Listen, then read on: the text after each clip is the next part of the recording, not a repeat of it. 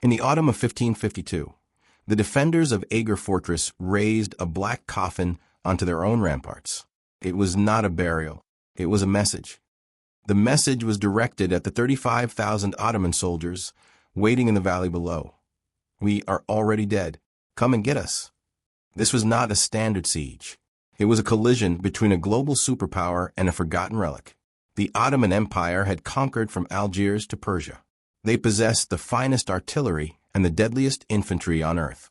Facing them were 2,000 Hungarians, exhausted mercenaries, peasants, and civilians trapped in a crumbling fortress. By every military metric, Eger should have fallen in 24 hours. It was a mathematical impossibility.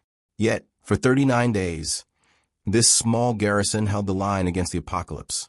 This is the story of the siege that saved a continent. But to understand why Eger mattered, why 2,000 ordinary people chose to stand before a storm 70 times their size, we need to step backward. Decades before the black coffin was raised into the sky, the world was already shifting. The Ottoman Empire was not merely expanding, it was devouring. From the deserts of Arabia to the gates of Vienna, the crescent banner advanced with a momentum no kingdom could slow. Cities that resisted were crushed. Cities that surrendered were absorbed. And on the frontiers of Europe, one nation felt the weight of this empire more than any other: Hungary. Hungary was not a unified power. It was a bleeding borderland. Civil wars, foreign kings, and fractured loyalties had carved the kingdom into pieces. When the Ottomans surged north, Hungary broke. One half fell under Ottoman control. Another half was swallowed by the Habsburgs. What remained? The thin sliver known as Royal Hungary became a shield, a fragile, overstretched shield. Eger Fortress stood inside that sliver, a stone outpost, a relic of a kingdom that no longer existed. And in 1552, the empire finally came for it. Ask yourself, what would drive ordinary people, farmers, masons, widows, teenagers, to stay inside a fortress they knew could not survive? If you had one chance to flee, would you take it? Or would you stay because your home, your family, and every memory you had were behind those walls? For the people of Eger, retreat was not an option. The road behind them led only to slavery or annihilation. But how does a doomed fortress become the graveyard of an empire's ambition? That answer begins with a single man. István Dobó was not the kind of commander history usually remembers. He was not royalty. He was not wealthy. His power came from something simpler: an unshakable refusal to bow. When word arrived that a massive Ottoman host was advancing, Dobó did not panic. He did not negotiate, and he certainly did not consider surrender. Instead, he walked to the central courtyard of Eger Fortress and made an announcement that stunned every man present. We will defend this place, even if every empire on earth marches against us. It was not bravado. It was desperation forged into resolve. Dobó had only a fraction of the men he needed. His walls were aging. His supplies were thin. And yet he understood something the enemy did not. Eger was not merely stone and mortar. It was identity. If Eger fell, the frontier collapsed. And if the frontier collapsed, Europe had no gate left to hold. So Dobó began turning a fragile, undermanned relic into a machine built for defiance. He ordered repairs to every wall. He trained peasants to load cannons. He organized civilians into fire brigades. Every hand had a purpose. Every hour had a cost. But there was another figure whose role would be just as critical. Someone the Ottoman commanders underestimated because they did not understand the psychology of the people they faced. Her name was Margit Zrinyi. Margit Zrinyi was a noblewoman by birth. But at Eger, nobility meant very little. What mattered was resolve, and hers was ferocious. While Dobó hardened the fortress, Zrinyi hardened the people. She organized the women of Eger into a defensive corps. They carried stones. They hauled boiling pitch. They prepared strips of cloth for tourniquets. They stood watch over the wounded, the frightened, and the dying. But most of all, they refused to break. Eyewitnesses wrote that Zrinyi moved through the fortress like a force of nature. When men faltered, she stood beside them. When fear spread, she extinguished it. Her presence told the people of Eger one thing with absolute clarity: If the walls fell, they would fall fighting. Imagine a siege where even the women and children stand on the ramparts with weapons in their hands. In your own life, have you ever seen someone whose courage changed the entire atmosphere room? A leader who made you stronger just by standing beside you? That was Zrinyi. She turned fear into collective fury. But what happens when courage collides with firepower beyond imagination? Because the empire was already coming. On September 9, 1552, the ground began to vibrate. At first, it felt like distant thunder, then like rolling earthquakes, then unmistakably like the boots of an army stretching beyond the horizon. The Ottoman host had arrived. 35,000 soldiers, elite Janissaries, siege engineers, artillery units armed with monstrous cannons capable of pulverizing castle walls in minutes. Their commanders, Ali Pasha and Ahmed Pasha, expected little resistance. After all, Eger was not a capital. It was a waypoint, a stepping stone, a stone that history assumed would shatter on impact. But when they looked up at the fortress, they did not see surrender. They saw the coffin, the black coffin on the ramparts, a symbol of defiance. So absolute, it froze the valley. Inside the fortress, Dobó turned to his men and delivered a final command. No matter what happens, no one leave their post. Pierre opened fire. The first Ottoman cannon fired just after sunrise. Witnesses said it sounded like the sky cracking open, like the sun itself had exploded. A split second later, the cannonball slammed into Eger's outer wall, tearing stone apart and sending a shockwave through the fortress. Men stumbled. Children screamed. Dust rained down like ash. But the Ottomans did not fire once. They fired continuously, for hours, then days, then weeks. The world outside Eger became a storm of iron and thunder. Artillery crews rotated in shifts, launching bombardments so relentless that some defenders could no longer distinguish between day and night. The walls shook. Towers crumbled. Gatehouses buckled under the pressure. And yet, Eger did not fall. Why? Because Dobó had prepared for this moment. He ordered teams of masons to rebuild walls the moment they were damaged. When a cannonball opened a hole, civilians rushed in with stones, timber, whatever they could carry, patching the breach before the Ottomans could exploit it. It was resistance measured not in heroism, but in minutes. Every minute the wall stood was one the empire lost. Imagine standing on a wall while the most powerful artillery in the world fires directly at you, and your job is to run toward the damage. Have you ever faced a problem that kept hitting you again and again, yet you kept rebuilding anyway? Eger's defenders lived that reality every hour. But artillery alone does not win sieges. And soon, the Ottomans prepared their next strategy, one far more intimate and far more terrifying. By the seventh day of bombardment, Ali Pasha ordered the first direct assault. Thousands of infantry surged toward the fortress, Janissaries leading, irregular troops behind them. Their task was simple: overwhelm the walls with sheer force. But up on the ramparts, Dobó's men were waiting. They unleashed a waterfall of fire, arquebus volleys, crossbow bolts, stones hurled from crenellations, boiling pitch thrown over the edges. The Ottomans expected a broken garrison. Instead, they found a hornet's nest. One eyewitness described the sound of arrows whistling through the air, as if the wind itself had learned to scream. The Janissaries pushed closer, shields raised. They climbed ladders. They forced grappling hooks onto the walls. For a moment, the siege teetered. But then, something unexpected happened. The women of Eger joined the fight. From the battlements, they hurled stones and boiling water onto the attackers. They carried ammunition. They dragged the wounded to safety. Their presence transformed the atmosphere inside the fortress. The message was clear. This was not a battle fought by soldiers alone. This was a people's war, and it stunned the Ottoman commanders. They had never seen women fight like this. Think about how morale shifts when even those with no military training refuse to retreat. In your own life, who stands behind you when everything is breaking down? Eger fought as a community, not as a battalion. But if courage held the walls, What would hold them when the Ottomans decided to fight under the walls instead?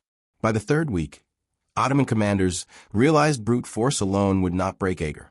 So they turned to a more insidious tactic, mining. Ottoman engineers began digging tunnels under the walls, packing them with barrels of gunpowder. Their goal was simple: collapse the foundations and bury the defenders alive. But Eger's garrison included some of the finest miners in Europe. These men had spent their lives beneath the earth, carving labyrinths of tunnels for Hungary's silver industry.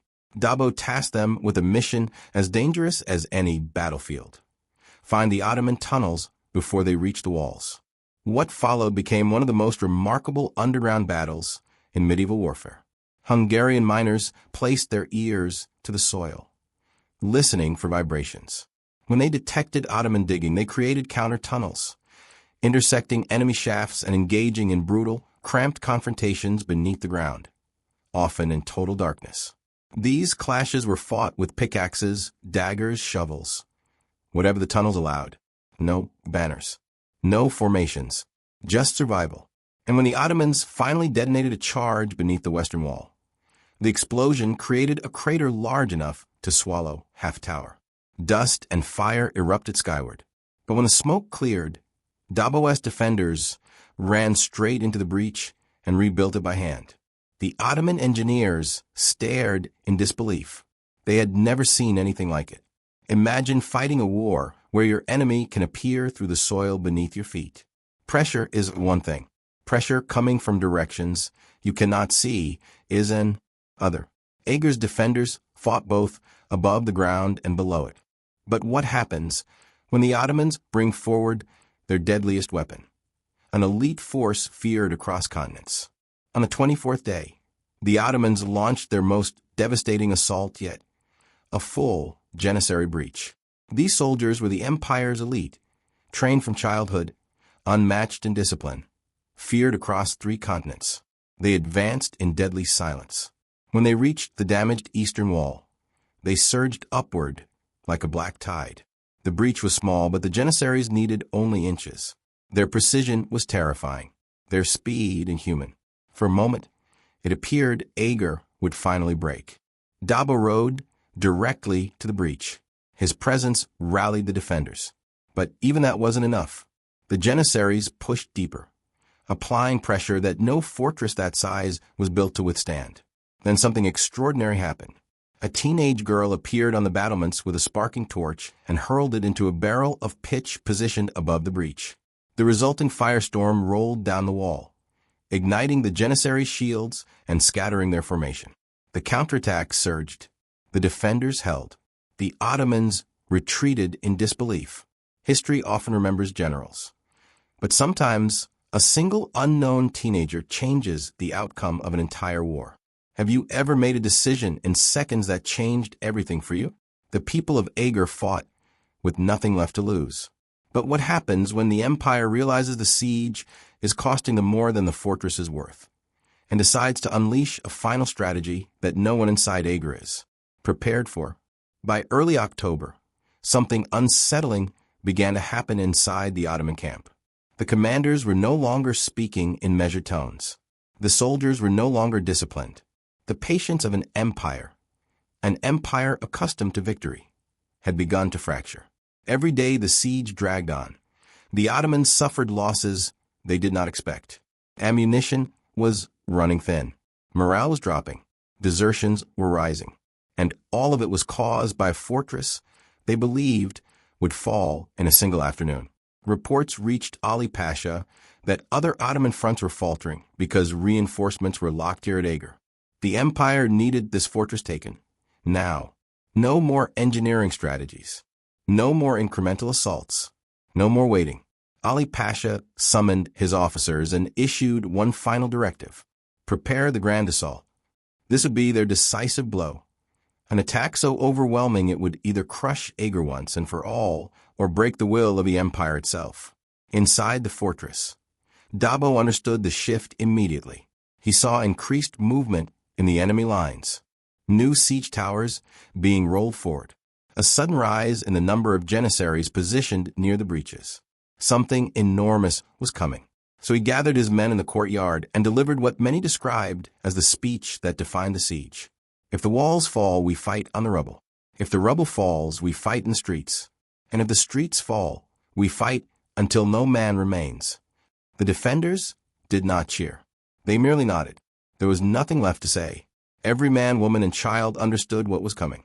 Imagine knowing that tomorrow may be the day the world breaks over you, and choosing to stand your ground anyway. Have you ever faced something that seemed completely unwinnable, yet you pushed through because surrender meant losing yourself? That was Eger's reality on the eve of the final assault.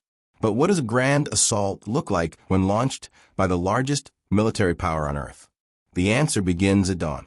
At first light, the sound began again. Not the sporadic thunder of the early bombardments, but a continuous roar. Drums, horns, thousands of boots marching in rhythm. Siege towers creaked forward.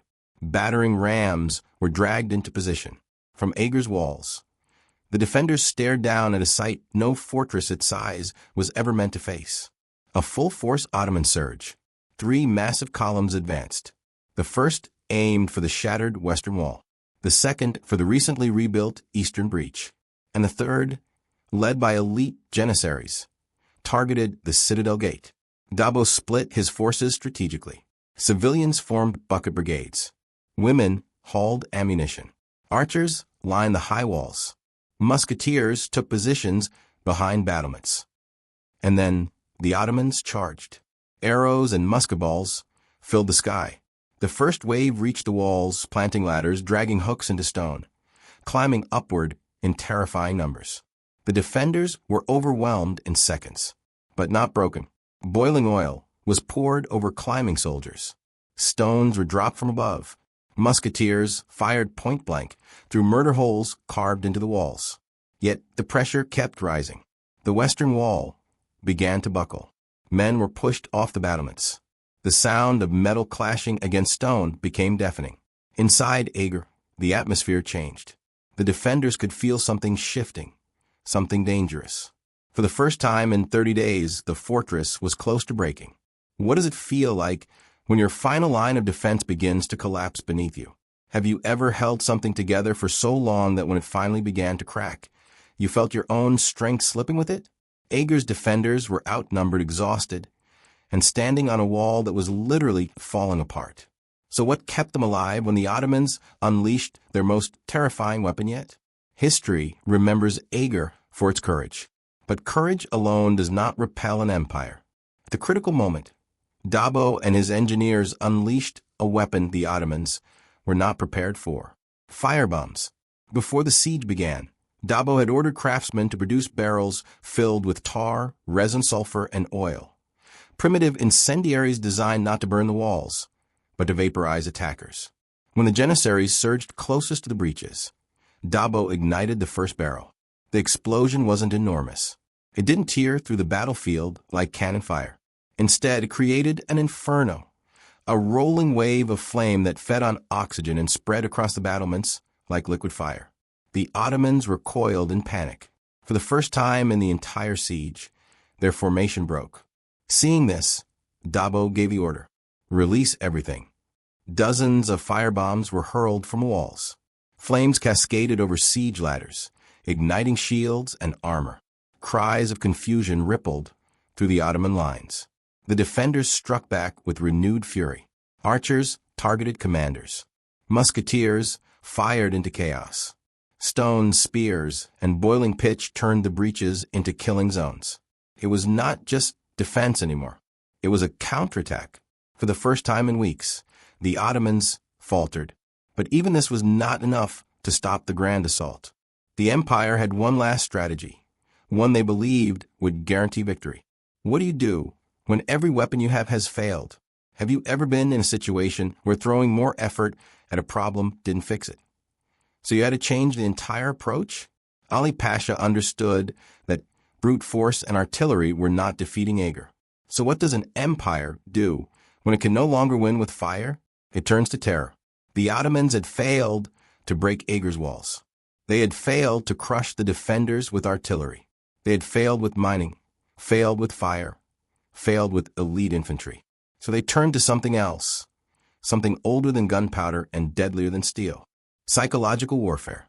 On the 31st night of the siege, the valley erupted into sound. Not the rhythmic drums of battle, not the horn blasts of organized formations. This time, the Ottomans filled the darkness with relentless noise. War cries, metal striking metal, drums beaten at irregular intervals, horns blown without pattern or pause. Their goal was simple: destroy Eger's morale by denying them the only resource they had left: sleep. Hour after hour, the noise swelled. The defenders tried to rest, but the chaos echoed through every stone in the fortress. Children cried. Wounded men begged for quiet. Even seasoned soldiers began to tremble. Dobó stayed awake, moving from bastion to bastion, urging discipline. "Do not let their noise incite you," he said. "The walls can shake, but the mind must not." But deep down he knew the truth. No fortress can fight without rest. In the Ottoman camp, commanders watched eagerly as Eger's walls remained dark, silent, and still. They believed exhaustion would finally break the defenders where bombs and blades could not. Imagine fighting for your life, when the only thing your enemy tries to attack is your mind. Have you ever been kept awake by stress for so long that you felt your thoughts slipping out of your control? That was the goal of the empire, to break Eger from the inside out. But what happens when psychological warfare only strengthens the people you meant to weaken? The Ottomans believed exhaustion would crack Eger, but something unexpected happened instead. A priest named Jurgely began walking the courtyard, quietly speaking to groups of defenders. He reminded them of why they were fighting, of the families behind them, the land beneath them, the future depending on them. Little by little, the atmosphere shifted. Exhaustion remained. Fear remained, but something else rose alongside them: defiance. As the night grew longer, the defenders began gathering on the ramparts, not to sleep, but to watch, to stare directly at the empire trying to break them. What they realized stunned them. The Ottoman noise was disorganized, not the sound of confidence, but the sound of frustration, the sound of a military machine running out of patience, running out of strategy, running out of time. Eger's garrison began to understand a truth that transformed the siege. The Ottomans were not tormenting them because they were strong. They were tormenting them because they were afraid that Eger might actually hold. That realization spread through the fortress like a spark. And suddenly, Eger was no longer the one under psychological pressure. Sometimes the moment you stop fearing your enemy is the moment your enemy begins fearing you. Think about a challenge in your life that looked powerful, until you finally understood it was only loud. Eger's defenders discovered that fear can be reversed. But if fear had shifted, what would happen when the Ottomans launched their final, desperate push? By dawn, the Ottomans realized the psychological assault had failed. So Ali Pasha decided on a final gamble, one last attack that would decide the fate of the siege. He assembled his entire army, not in waves, not in selective units, but all at once. Tens of thousands of soldiers formed ranks across the valley. Artillery crews loaded every remaining cannon. Janissaries lined the front, prepared to break whatever remained of Eger's defenses. Inside the fortress, everything was shaking. The walls were cracked. Supplies were nearly gone. More than half the defenders were injured. Dobó knew this was the last battle. He walked the ramparts one final time. "This is our hour," he said. "If we hold it, history will remember us." The fortress fell silent. Then cannons roared. The final offensive had begun. What does it feel like to stand on a battlefield when the last attack you face is the largest one of all? Have you ever reached a moment where everything you had left depended on one decision, one push, one final effort? Eger's defenders were out of time, out of strength, and nearly out of hope. So how did they hold the line when the empire threw its entire weight against them? The valley shook as the Ottomans surged forward.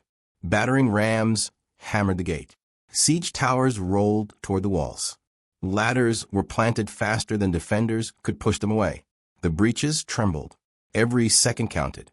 Dobó directed reinforcements where the walls were folding. Women and civilians carried buckets, ammunition, and water as fast as they could move. Musketeers fired until their barrels glowed hot. Archers shot until they ran out of arrows. Still, the Ottomans advanced. The western wall began to collapse again, stones tumbling into the courtyard. Defenders were forced to retreat inward, forming a human wall instead of a stone one.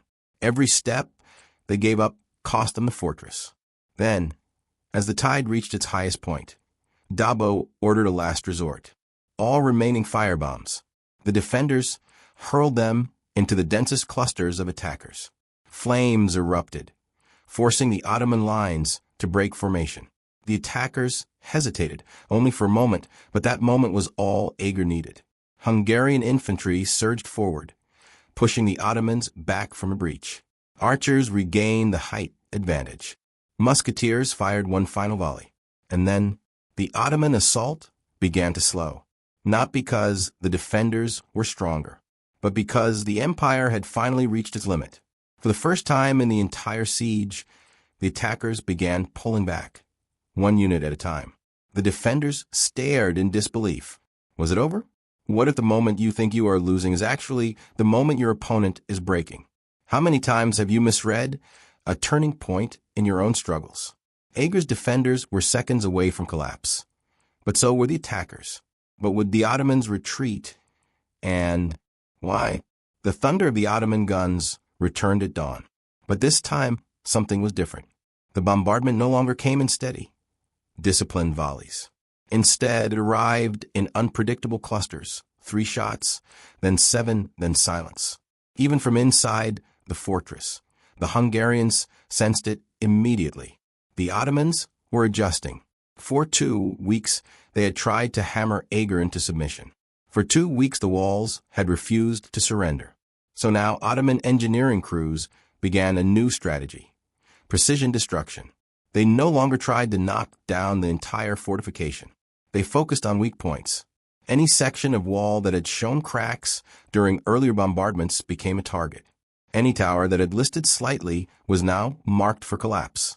The fortress became a patchwork of wounds, and every hour the garrison was forced to decide which injury to treat and which to ignore. And then came the first breakthrough. Late in the afternoon, a massive Ottoman cannonball struck the parapet of the northern bastion. The stonework shuddered, dust cascaded, and a section of the rampart gave way, creating a gap wide enough for 20 soldiers to climb through. For a moment, the battlefield went silent, as if both armies recognized the same truth. This was it. The breach Eger could not afford. Inside the fortress, Captain István Dobó sprinted to the northern wall. He did not pause to think. He did not call for counsel. He climbed onto the rubble and shouted down the length of the parapet. They cannot have this breach. Every man to the north. Every woman to the walls. His voice carried across the courtyard, sharp and unmistakable. For weeks, the defenders had obeyed him because they respected him. Now they obeyed because they knew the fortress was one mistake away from destruction. The Ottomans surged forward, Janissaries in tight formations, shields raised, ladders lifted high. Behind them came irregular troops, shouting victory before they even reached the walls.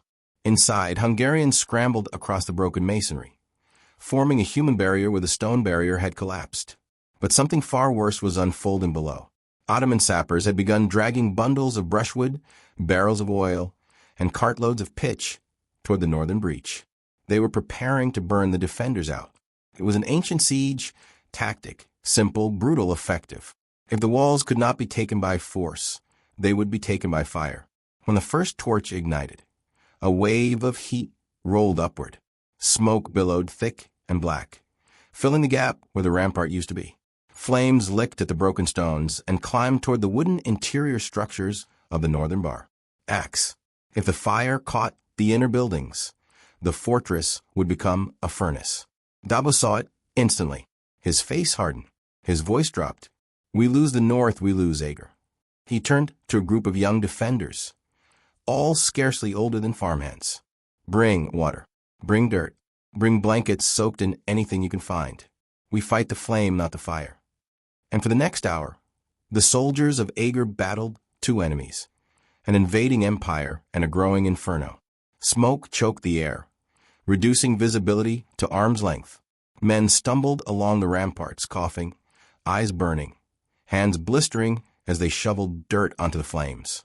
Women formed bucket lines from the wells, passing water hand to hand while sparks floated overhead like burning snow. The Ottomans below watched the chaos unfold and saw an opportunity. As the defenders fought the fire, Janissary commanders ordered a second wave toward the breach. The ladders went up again. Arrows whistled upwards. Drums beat in rapid tempo. This time, they believed the fortress was distracted. They were wrong. From the smoke emerged defenders who looked less like soldiers and more like shadows. Faces smeared with ash, clothes soaked, weapons blackened. But their eyes were focused. Their movements were coordinated, and they struck with precision. Every ladder that touched the breach was pushed away by 3 or 4 defenders, coordinated like a single body.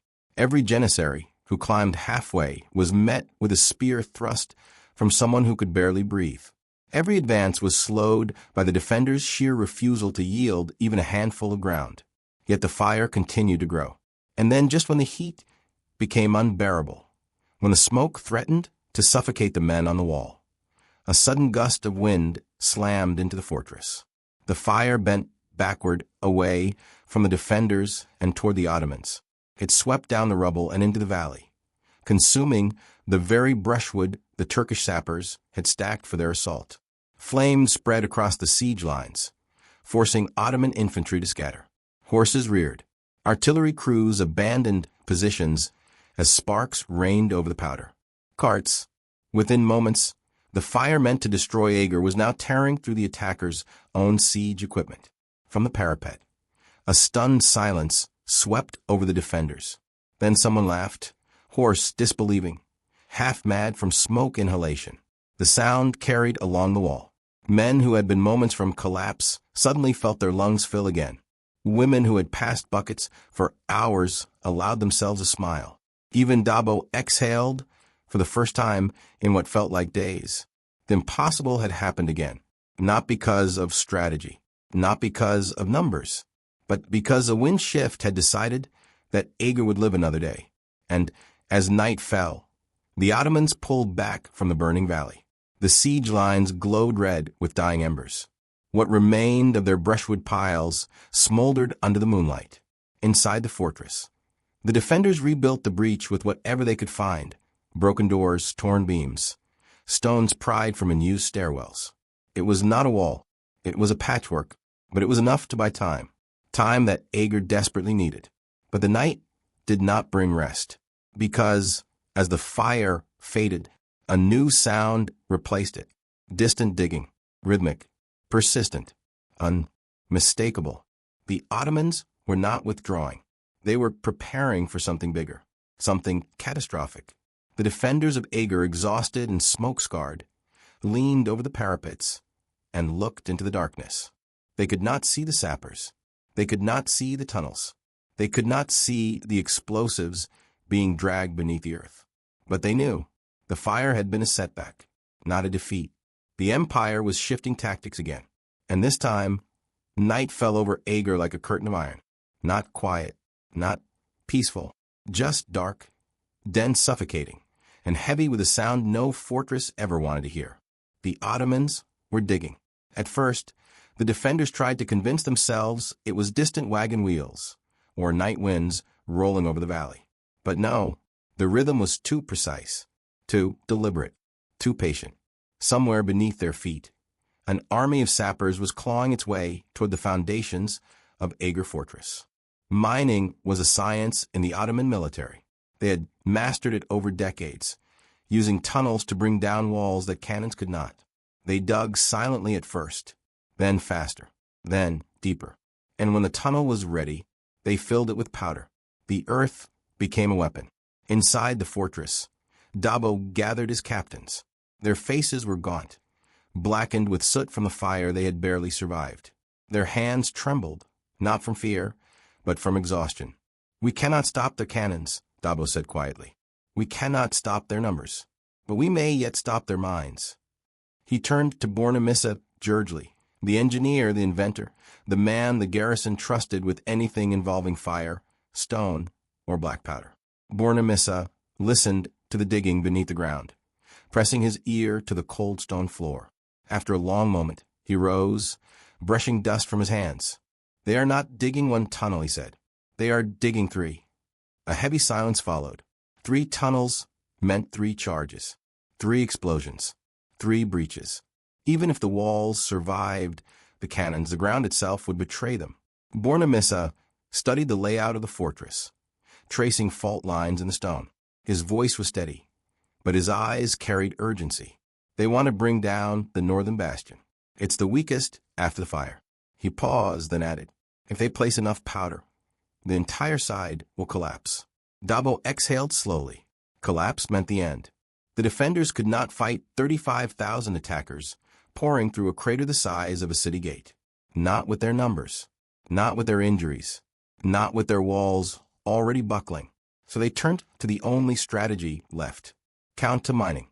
Bornemissa ordered pits dug inside the fortress, deep, narrow shafts that cut through the rock like vertical wounds in the earth. From the bottom of those shafts, Hungarian miners began to tunnel outward, striking toward the sound of Ottoman digging. The work was suffocating. Hot, airless, claustrophobic. Torches flickered against the damp walls. Pickaxes clanked rhythmically.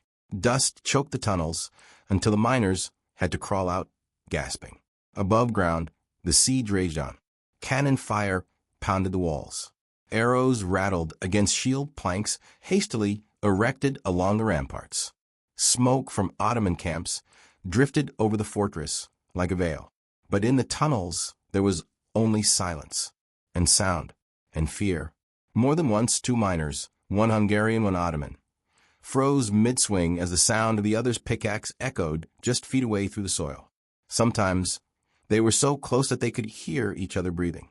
Dobó's orders were simple. When you find their tunnel, collapse it, no matter who is inside. It was war beneath the earth, primitive, blind, fought one heartbeat at a time. And then the moment came. A Hungarian countermine broke open into an Ottoman tunnel, a narrow passage lit by a single oil lamp. 2 Ottoman sappers stared in disbelief as a Hungarian miner, covered head to toe in dirt, blinked into the light. No battle cry, no chaos, just shock, then instinct. The Hungarian knocked the lamp aside, grabbed a support beam, and yanked. The tunnel groaned, shuddered, and collapsed inward, sealing both sides in a cascade of earth. Above ground, no one heard the final moments of the men trapped inside, but they felt the tremor, and they knew. 1 tunnel down, 2 more to go. The next breakthrough came at dawn. As Ottoman drums rolled across the valley, a Hungarian miner shouted from below, "Powder! They've already placed powder." Bornemissa rushed into the shaft, torch in one hand, tools in the other. The moment he saw the Ottoman mine chamber, a hollowed-out vault packed with barrels, he froze. There was enough powder to rip a cathedral in half. "Flood it," Bornemissa ordered. "Bring water. Bring mud. Bring everything you have." Buckets were lowered into the shaft, one after another. Men shoveled mud until their arms shook. Women dragged water barrels across cobblestones slick with morning frost. And slowly, painfully, the fuse chamber filled. But even flooded, it was not safe. If the Ottomans lit the main fuse from their side, the water might not stop the ignition. It would only slow it. Bornemissa needed to destroy the entire chamber. He climbed into the opening, half submerged in mud, legs trembling, and began tearing the powder barrels apart by hand. Black powder soaked the water, turning it into a thick, dark slurry. It was dangerous, reckless, close to suicidal, but it worked. When the Ottomans attempted to ignite the charge that evening, the fuse sputtered out in a useless burst of sparks. The second mine had been neutralized, but the third was silent. No digging, no echoes, no vibration in the earth, nothing. And that was what terrified Bornemissa the most, because silent mines were the deadliest. They meant the sappers had already finished, placed the powder, packed the chamber, laid the fuse, and were waiting. At any moment, the world beneath Eger could erupt. Dobó ordered the ramparts cleared. Men braced against walls. The fortress held its breath. Minutes passed, then hours. Then, an entire night. Nothing. But the silence did not bring relief. It brought dread, because somewhere beneath them, somewhere in the black soil of Northern Hungary, a fuse existed, a chamber existed, a charge existed, and the only question left was, when would the Ottomans light it? The siege had entered its third week. The Ottoman commanders were furious. By every calculation, by mathematics, logistics, and the science of war, Eger should already have fallen. The cannons had shattered towers. Mines had nearly torn the fortress from its foundations. Thousands of arrows had blackened the sky like storms of metal. And yet the defenders did not break. If anything, they grew stronger. But it wasn't strength that held the walls together. It wasn't numbers. It wasn't weaponry. It wasn't even strategy. It was something far more volatile. Defiance that breathed through every person inside the fortress. Women carried boiling fat to the battlements. Teenagers hauled rocks twice their size. Old men who could barely stand past buckets, arrows, supplies. Anything to keep the line alive. And beneath it all, something else stirred. A shift. A ripple. A moment the Ottomans did not see coming. The weather replaced it. On the morning of the 21st day, a cold wind rose from the north, sharp, biting, and dry. The kind of wind that carried smoke farther and fire faster. Bornemissa Gergely noticed it first. He inhaled deeply, watching the way dust danced across the courtyard. Then he looked toward the blackened remnants of the western bastion, still unstable from the earlier explosions. That was when something clicked. A spark, a realization, a strategy no war manual had ever recorded. Bornemissa hurried to Dobó. They are preparing another mass assault, he said. And when they come, we will meet them with something they are not ready for. Dobó frowned. Gunpowder? Fire pots? Boiling pitch? Bornemissa shook his head. No, something better. He held up a clay pot. Inside was nothing special at first glance. Just oil, powder, sulfur, resin, and shards of metal. But when mixed, when ignited in the air, when thrown from above, it became a storm. A weapon improvised from desperation. A weapon the Ottomans had never encountered.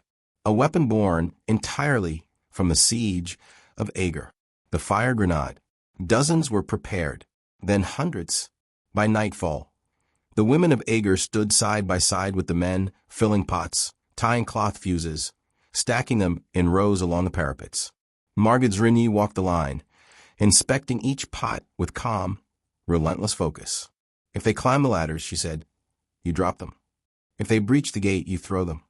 If the wall breaks, you stand and fight. The women nodded. Some trembled, but none stepped back. Imagine looking down from a rampart and seeing tens of thousands of soldiers preparing to swarm your world. Have you ever faced a moment where retreat was possible, but your conscience wouldn't let you walk away? This was that moment for Eger. The people were outmatched, outnumbered, and nearly out of time. But what happens when ordinary civilians discover a weapon capable of turning the siege upside down? The Ottomans were about to learn. At dawn, the assault began. Drums thundered. Horns blared. The empire surged forward in a tidal wave of steel. Ladders slammed against the ramparts.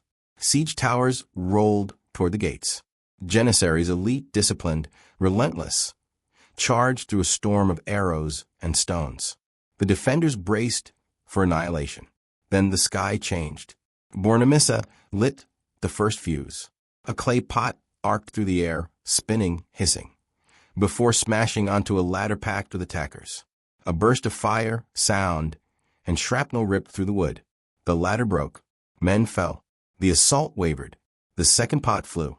Then the third. Then 10 more.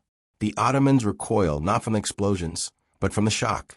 This was not Greek fire, not standard incendiaries. This was something unpredictable, violent, chaotic. The defenders roared as grenades poured from the walls. Flames raced along battlements, burning ladders before they could be climbed. Explosive pots shattered shields. Resin clung to cloaks, igniting them in bursts of smoke. For the first time in weeks, the defenders held the line with strength, not desperation. But the grenades were only the beginning. Bornemissa had one more invention. He called it simply the fire wagon. a cart packed with powder, oil, and tar, set ablaze and rolled downhill into the densest mass of Ottoman soldiers. The ignition was instant. The effect was devastating. The Ottomans fell back in confusion, not defeated, but shaken. And in the chaos, something shifted in their minds.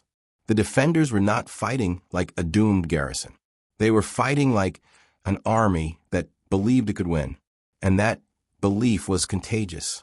For the first time, Ali Pasha hesitated. For the first time, Ahmed Pasha doubted. And for the first time, the empire stepped back. Not because of the cannons, not because of the walls, but because the defenders, ordinary people, had found a new kind of fire, a fire powerful enough to frighten an empire. The Ottoman commanders had reached their breaking point. The mines had failed. The assaults had failed. The fire wagon had caused chaos no strategist could explain. And still, the black coffin stood above the ramparts, taunting them. It was an insult, a message, a symbol of defiance that the empire could not tolerate. Ali Pasha convened his war council. The verdict was unanimous. One overwhelming attack that would drown Eger in its own defiance. Every soldier was ordered into formation. Every cannon was re-aimed. Every ladder, every bridge, every siege tower was prepared for a single, catastrophic push. Inside the fortress, Dobó felt the tension shift. He had seen armies break before. He knew what it looked like when commanders threw everything into one final gamble. And this was that moment. But instead of fear, something else took hold inside Eger. Acceptance, resolve, a collective understanding. They had survived worse. They had endured longer. They had fought beyond exhaustion. If this was the last attack, they would meet it standing. The morning of the assault arrived shrouded in thick fog, a fog so dense it swallowed the valley, so silent it muted the world. Then one sound cut through it. The Ottoman war drums, low, deep, relentless. The fog trembled with the rhythm. When it finally lifted, the defenders saw them. Tens of thousands of soldiers formed in a single, continuous wave. Shields overlapped. Spears bristled. Siege towers rolled forward like giants awakening. It looked less like an army and more like a living organism, a tide, a force of nature. The empire was coming to crush them. Dobó raised his sword. "Stand firm," he said, voice steady. "Let them come." The cannons fired first. Stones shattered. Debris flew. Sections of the walls buckled under the weight of impact. Then the infantry surged forward. The ladders hit the walls like hammers. Janissaries climbed with terrifying precision. Shields overhead, blades out. The defenders countered with stones, arrows, spears, and boiling pitch. But this time it wasn't enough. A tower reached the northern bastion. Its drawbridge slammed down. Dozens of Ottoman soldiers stormed onto the parapets. The wall broke. For the first time in the siege, the wall broke. The defenders fought in tight, desperate clusters. Shields clashed. Swords scraped. Bodies pressed shoulder to shoulder. Dobó himself charged into the fray. But the Ottomans kept coming, flooding the parapets, overwhelming the defenders one step at a time. At the same moment, the eastern gate began to splinter under relentless battering. 2 breaches, 2 fronts, too many attackers. Eger was seconds from collapse. And then Margit Zrinyi appeared, not with a sword, not with fire, but with a bucket of burning oil. She hurled it across the drawbridge.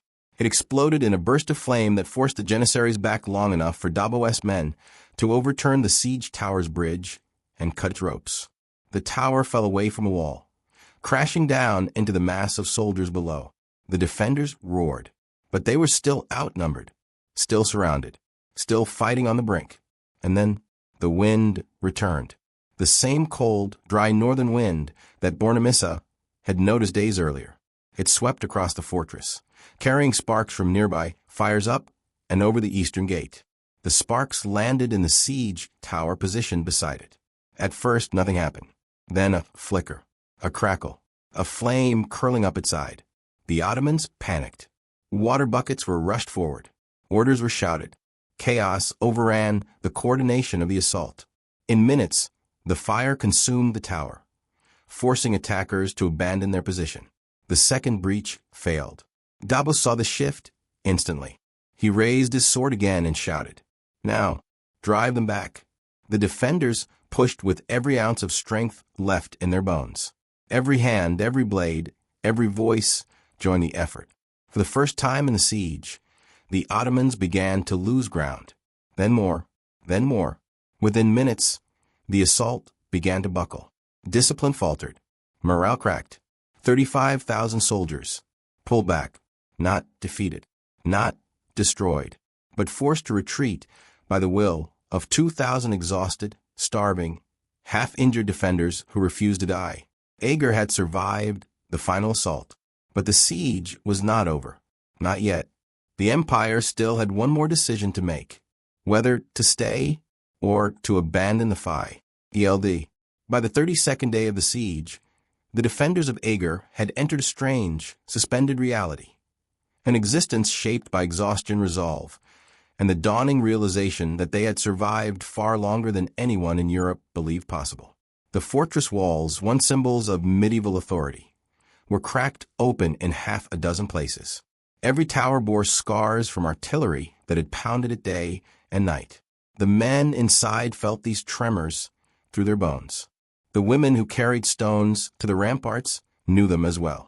Even the children growing up beneath the shadow of the fortress walls understood that every sunrise was a borrowed gift. But despite the constant pressure, something had changed in the valley below. Something subtle, but unmistakable. Something that the defenders of Eger sensed before they saw it. The Ottomans were slowing. This was not the dramatic collapse of an army.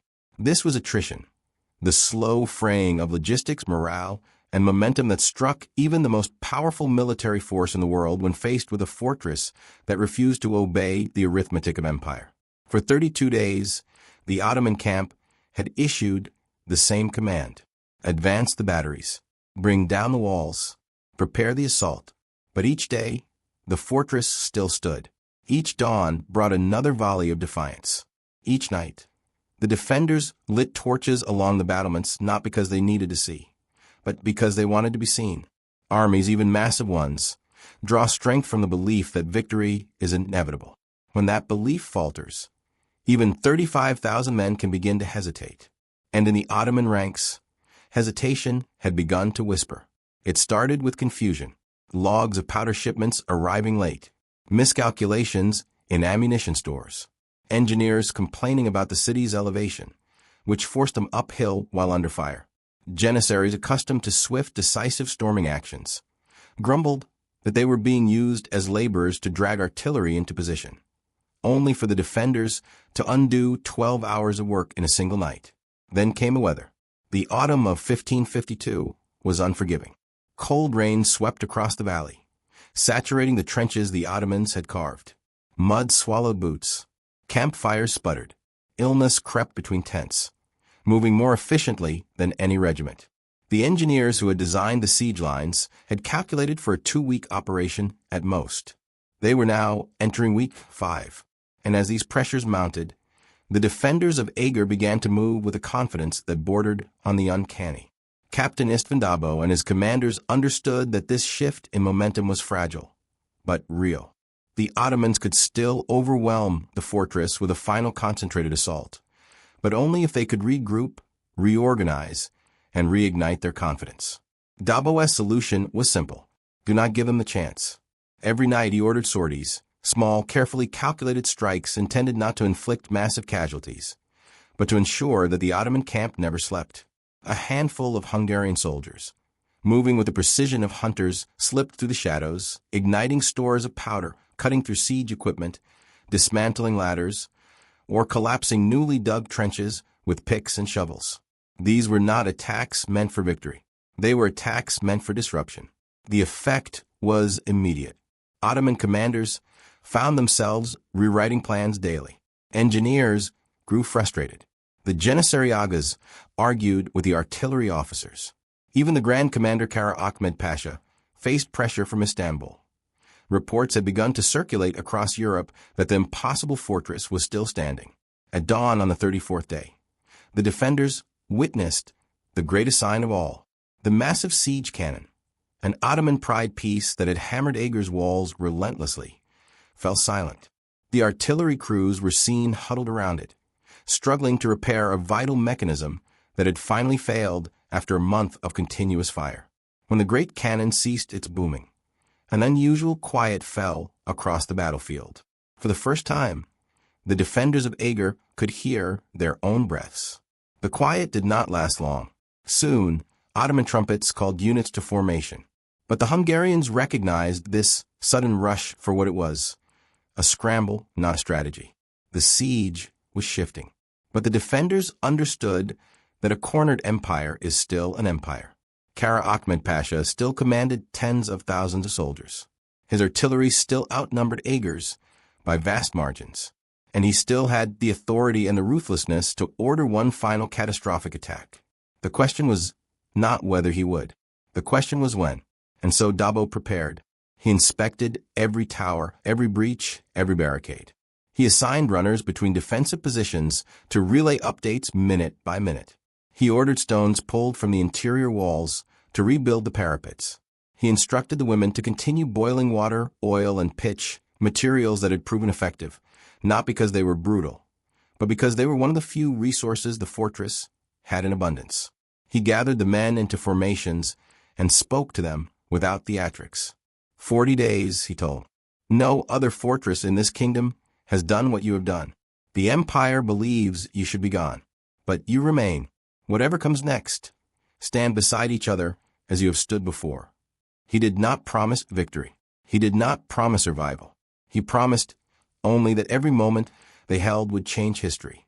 That night, the Ottomans lit more torches than usual.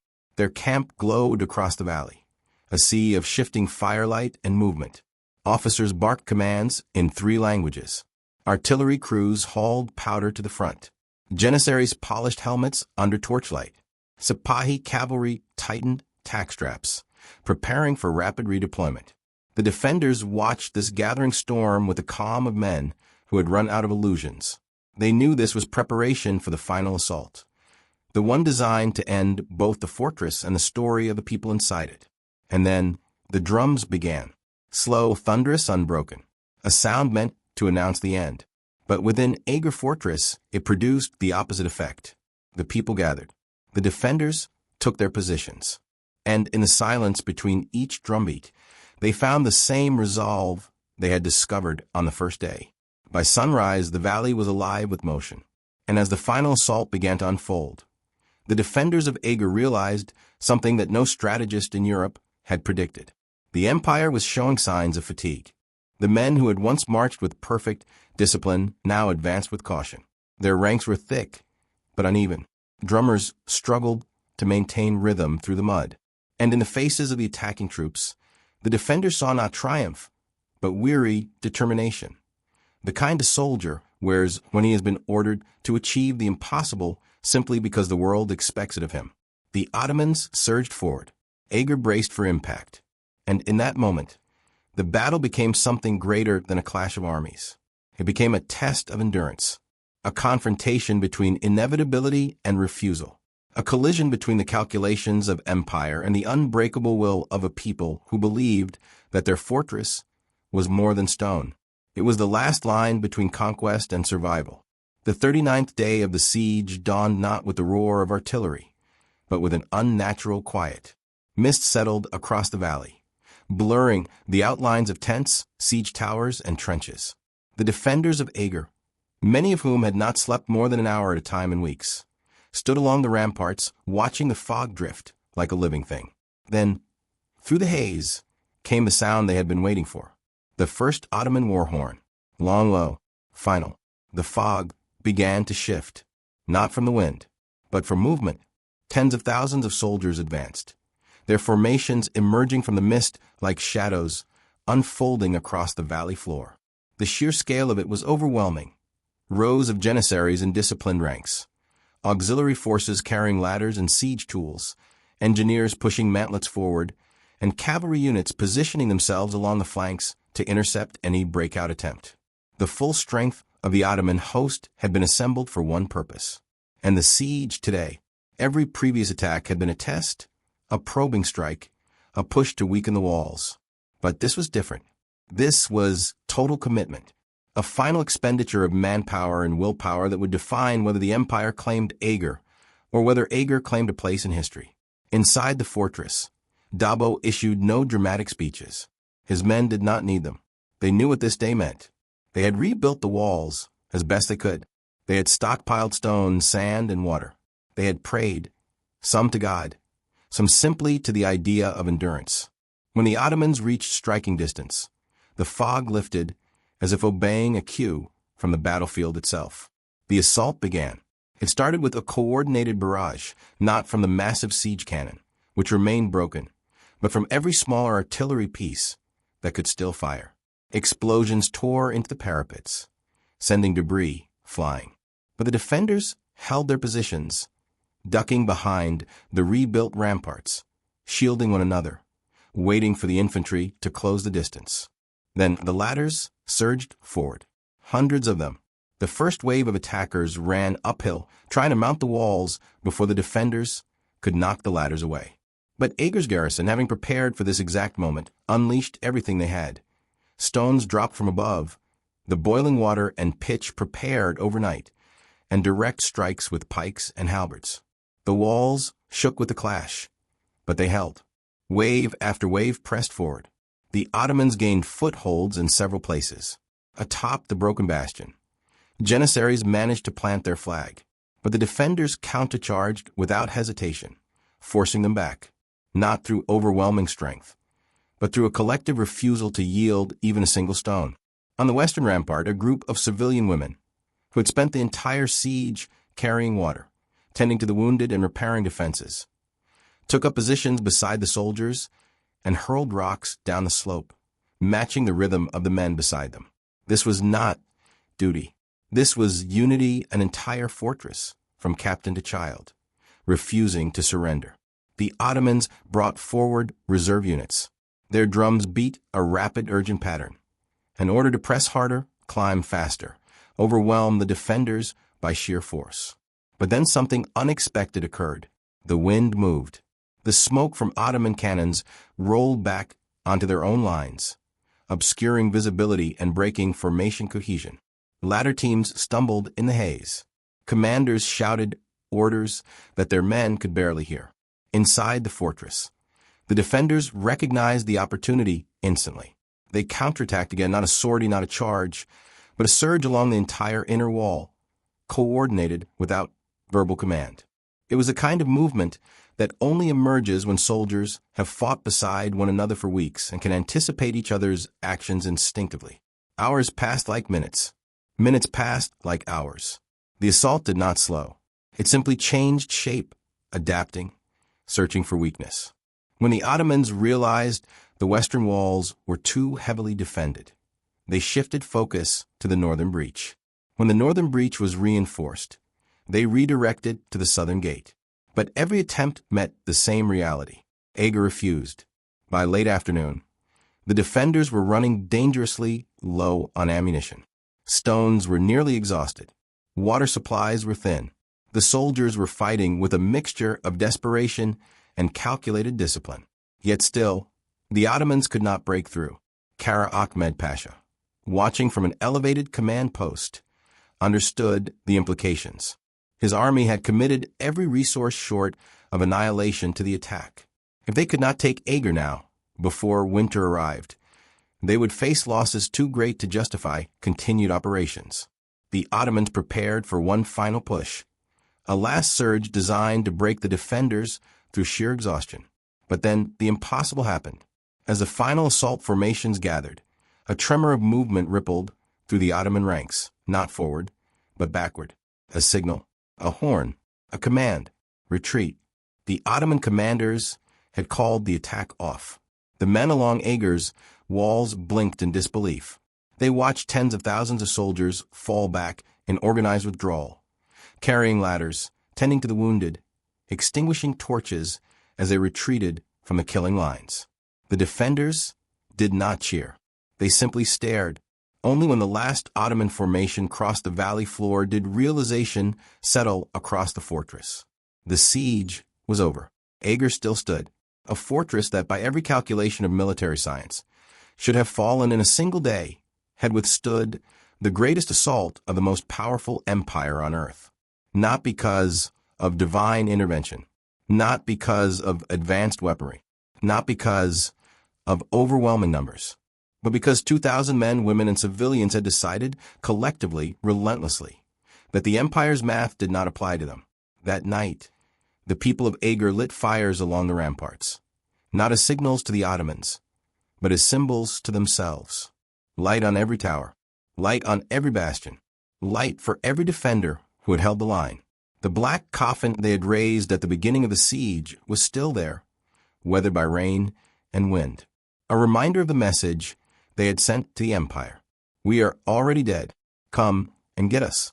But the empire never did. And because Eger held, the advance of the Ottoman army into Central Europe halted. The siege became a turning point, a moment when a seemingly insignificant stronghold changed the trajectory of a continent. Not through victory in the traditional sense, but through survival. And sometimes, survival is the greatest victory of all. If stories like this matter to you, if you believe the past still has lessons worth defending, take a moment to support this channel. Like this video so more people can discover these untold chapters. Subscribe to Dark History Untold for long-form, fact-check documentaries that go where textbooks stop. And in the comments, tell us, what would you have done if you were standing on those walls? Because history is not just what happened. It's what we choose to remember.